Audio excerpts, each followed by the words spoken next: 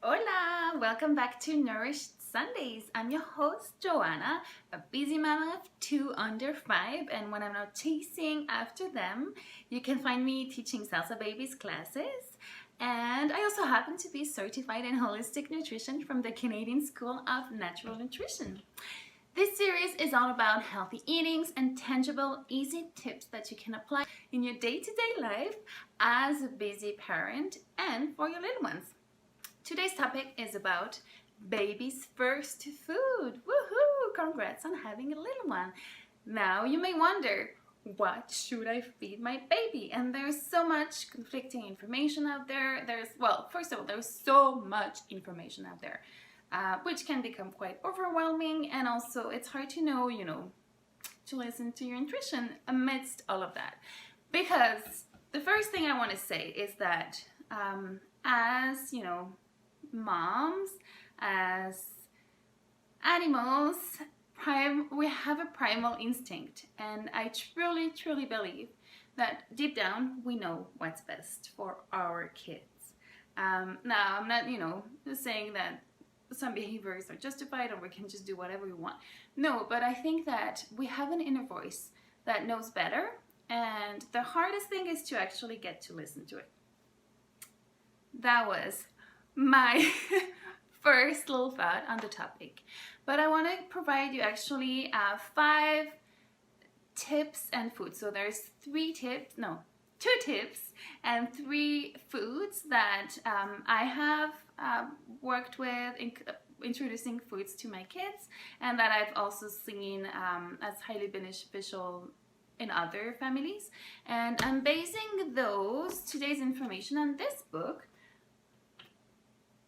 the Nourishing Traditions book to baby and childcare. So it's a very very full book. It has a lot of info, postnatal, for children from birth to 5 years old, I believe. It's been a while since I've read the full book. And there's definitely parts in it that don't resonate with me. And some things that the authors self-disclose about their beliefs or things. So take what you want, leave the rest. But it has also very nice information that's funded in actual research. So the good thing is that one of the authors is an MD, general practitioner, and the other one is a researcher. So they've based their book on actual research, control-based, the science everyone loves, the hardcore science to back up their argument. And it's important to have that information. And what I like about this book is that it also goes through some of the history of baby food, like commercialized baby food, baby formula, how it all started, and how our child rearing practices that we value and usually put forefront in our current modern society in the Western world actually is not that old. And it started, mainly during Second World War. And they explain a bit of the historical reasons and the first doctor who started it. And they back up some of their, new arguments, or new, in quote unquote, because those things have been, going on for years. And in many other cultures, it's been normal, just not in what we have been taught nowadays. They back it up. Mainly based on Dr. Weston Price's work and studies in the early 20th century, I believe. Don't take my word for it, double check. But I believe that was in the early 1900s. He did quite a lot of work on isolated, non-industrialized populations that he noticed seem to have very nutrient-dense diets, and also they seem to have very good teeth. So this Dr. Weston Price, he was mainly a dentist, and he noticed how in the modernized, industrialized era and world, people, and mainly children, seem to have very decaying teeth. And so he noticed that people living in more rural environments didn't seem to be as affected by it, and even more people living in more isolated lifestyles. So he went in and explored a bit of those cultures. So, if you want a comprehensive list of the cultures he studied, there's some here, and also I'm sure you can find more stuff on the internet about Dr. Weston Price. And he started to see the big link between nutrition, so the food people were eating, their diet, and their teeth health. Ta-da! I mean, it's no wicked science, and it's pretty obvious that what you put into your body is going to affect everything, including your teeth, because your teeth are part of your body. But for some reason, some people just don't want to link nutrition to what's happening in your body, which blows my mind, but it's still happening. He basically saw commonalities amongst more traditional cultures of how moms were fed in the prenatal phase, and also postnatally when they were breastfeeding, and then what babies were fed. And a lot of those things are actually high-fat diets. And we know that fat is super important for the brain development. But it's also important for many other things, including the immune system, so healthy fats. High in omega-3, omega-6, and no, not so much omega-6, but in balance between the omega-3, 6, and 9. Because we need a balance between those three. The omega-6 is not that good, especially when it's, just the omega-6, and that's what we get in a lot of processed food. It's just omega-6 when we get omegas. So we need a good balance, especially good omega-3 and 9. So without further ado, drum roll, here are the two main tips that I would like to give you when starting to feed your little one.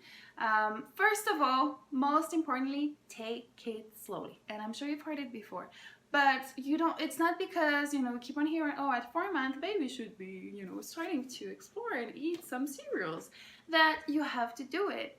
You know your baby best.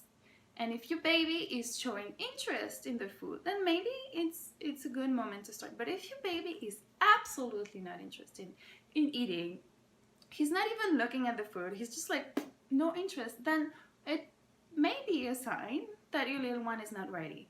And, consult a doctor, do what you need to if you worry. But I find that a lot of time we over worry about it.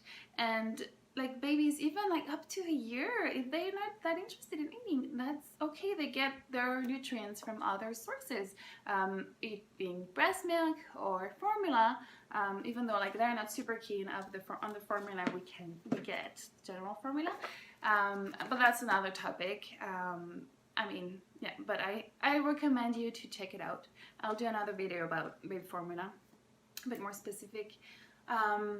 But yeah.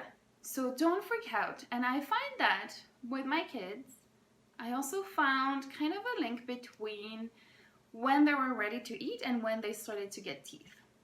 So my daughter, who is my firstborn, and who loves food, she loves food so much, which is amazing. Sometimes she seems to overeat and eat too fast, so another concern. It's never perfect, guys.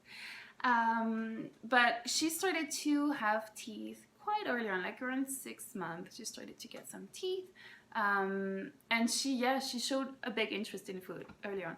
My son, on the other hand, he didn't start to get teeth until he was about 8 to 9 months, I believe. And I was a bit worried. I was what's happening? And seriously, he had no interest in food, in solids, until that. So I think that's one of the signs. It's not the only one, and again, you know your child best. But I just want you to know that you can take it slowly, don't freak out. If your child is not ready, your child is not ready. It's not the end of the world.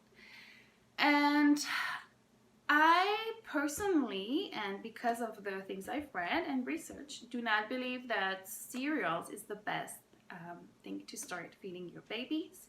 I believe it's way too heavy on their undeveloped digestive system, especially wheat cereals like the oats, and especially before they're 1. And I've seen it a lot in my son in particular, how like he was just not ready for it, and it didn't do him well at all. And that's the thing that most moms, dads too, are recommended to feed their kids first. And yeah, I don't want to say too much about it. Again, I'm not a doctor, and I don't want to step on anyone's toes. But I recommend that you do some research. This book is a good way to start. There are other great books out there. What I recommend and what I have fed my babies first is avocado. Avocado, avocado. This right here is an amazing, amazing, amazing superfood, avocado. It is jam-packed with healthy oils, and it is so easy for little ones to eat and digest and incorporate, actually, absorb, because of the texture, and it's not, too complicated. And what I love about it is that it's very easy to feed to babies too. So you just like cut it in half, even less a quarter, take it out, smash it, and there you go. And you can add some olive oils or safflower oils as your baby is a bit older to add a bit of a different flavor. I also recommend sprinkling it with like some kelp, some seaweeds, healthy seaweeds, kelp, or a little bit of sea salt as your baby's older too. It just, again, changes the flavor a little bit for them. But start plain avocado, and I'm almost certain your baby's gonna love it. I mean, not all babies are the same, but my babies, they loved avocado so much. It was amazing because it was no struggle to introduce that to them when they were ready. And it's really good in terms of its omega-3, 6, 9 balance, as I was mentioning in earlier on. I also recommend that you find, or I was going to say organic avocados if you can. Avocados are highly sprayed because it's such a highly, popular community right now, and people, are really, it's a buzz. People know how good it is. So it's, in some places it's a bit overgrown, and they use a lot of spray on it. I mean, the good thing is that the skin is thick, so not so much getting to it, but when you're feeding your baby, you want them to experience the best, preferably. So I recommend organic. All right, so I guess that was 2 things. So 1 tip, then 1 food to introduce. The third tip, so the third thing out of the 5 things I'm talking about, is avoiding commercial baby food at first. And I mean, ever if you can. I know I use them sometimes, it's so handy. Like sometimes you just don't have time, you don't have the energy, that's completely fine. We have enough things to worry about as parents. But if you can, especially when you start, I don't recommend commercialized baby food for a few reasons. First of all is that mostly they're full of water, and that means they're not really full of good things or highly dense nutrients. So basically you're wasting your money, because water, you can probably get that at home. Second is that they use a lot of bananas in them as fillers. You've probably noticed, like all the fruits ones, most of them have bananas, and also the veggie ones, they love to put bananas in there so that the kids are going to be most likely to eat it, because we are wired for the sweet flavor, and it's really easy to pick on. And as soon as your kid tries that, they love it. And I mean, that's, breast milk is sweet to nature. So but it's not the best, because again, high sugar, and we want kids to we want babies to be able to explore and experience the flavors, because that is going to make such a big difference later on when you have toddlers, preschoolers, and they will be more open to trying flavors if that's how they started. Also, a lot of the commercialized baby food are in glass containers that let, backing up, in transparent glass containers that let the light through. And as food is exposed to light, it reduces its nutrient density. So basically, the vitamins that are in there die. To put it simply, it loses its vitamin content. So really, you're just feeding empty content to your babies. Plus, a good thing about starting early to make your own food is that first it's going to be way cheaper. And I mean, really, it doesn't take that much time. And I know it's scary. And I was really worried about it. I'm like, oh my gosh, like, you know, it's so hard. There's so much happening when you have little babies or little ones at home. It's like one more thing to add to it. But really, it's not that bad. And when you start doing it, that's when it becomes a habit. And it's amazing to get into a routine of prepping food, of getting food ready, because that's going to be needed throughout, you know, many years of having children. So if you start early, that's probably a good onset for future success. And all right, so that was 3 things. Now I want to recommend 2 other foods that are great to introduce to your little one. Sorry, this video is getting a bit long, but it's a big topic. So one of them, okay, those are probably gonna sound pretty new to you.